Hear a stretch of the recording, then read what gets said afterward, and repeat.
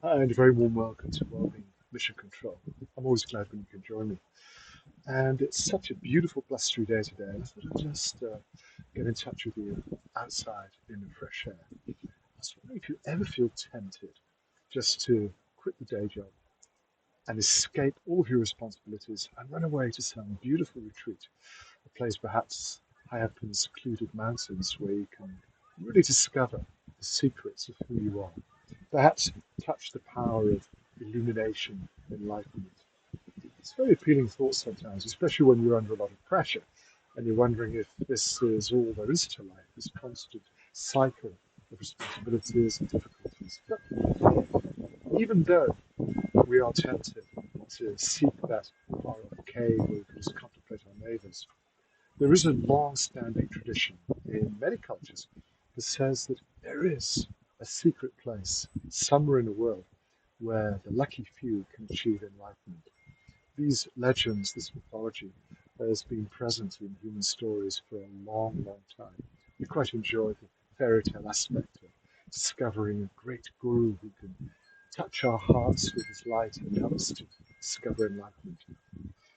But those great teachers of the past and of the present era who are sharing their wisdom with us as a perpetual reminder of what's possible are very keen to nudge us in the right direction, because the reality is there is no special place for you to discover the secrets of illumination outside of the domain of your own heart. This is where all the answers are. This is where we can discover everything that we really need to know about ourselves, probably about the world as well. What's the key? How do you gain access to this remarkable, magical domain within the hearts of human beings? Well, the answer is pretty simple. All you have to do is learn how to become a little more calm, a little more detached from this amazing flow of emotional and mental energy that's rushing through your mind 24 hours a day, even when you're asleep. And if you can learn to become a little bit more detached, what do I mean by that? Well, rather than participating in all the thoughts and feelings that are flowing through your mind, you learn to just let them flow without reacting. And gradually, you discover that there is a space between you as the observer and this flow of energy that occupies so much of our attention. And gradually, with a little bit of practice, we touch that remarkable environment that we call stillness, silence. This is where there are no more thoughts and feelings. There's just you and everything else in one beautiful, natural, unified expression of reality. I don't know anybody who's ever succeeded in describing enlightenment. By its very definition, it cannot be described. But the process of exploring your own deeper sense of identity, the true self as it's often referred to, it begins with these simple exercises in breathing, relaxation, and gentle, slow, careful detachment. The immediate benefit is quite wonderful. You become free from the stresses and strains and pressures that you think are the main dynamics of your life. This experience of learning to become a little bit more detached helps us to put things into perspective. Perhaps we don't take everything quite so seriously. Yes, we take our responsibilities, we do what we have to do every day, we get up and show up and do the best we can.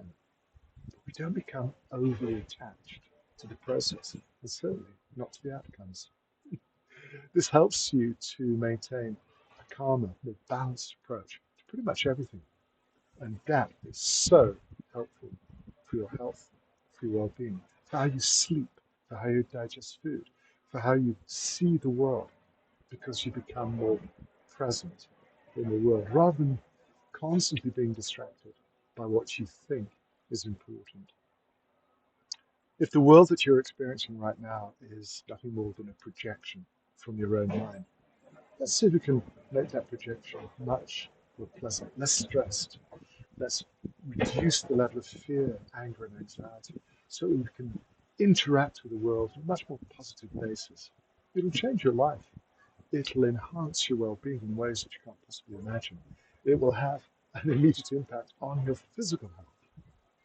And ultimately, if that's the reason why we keep coming back to this wonderful realm, the physical world, it is to discover who we really are, beyond all those layers of conditioned behaviors.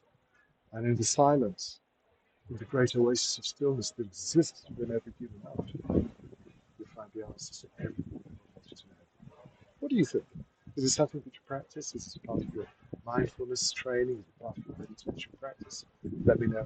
I'm always delighted to hear from you. And in the meantime, from this rather blustery, slightly chilly part of the world, allow me to assure you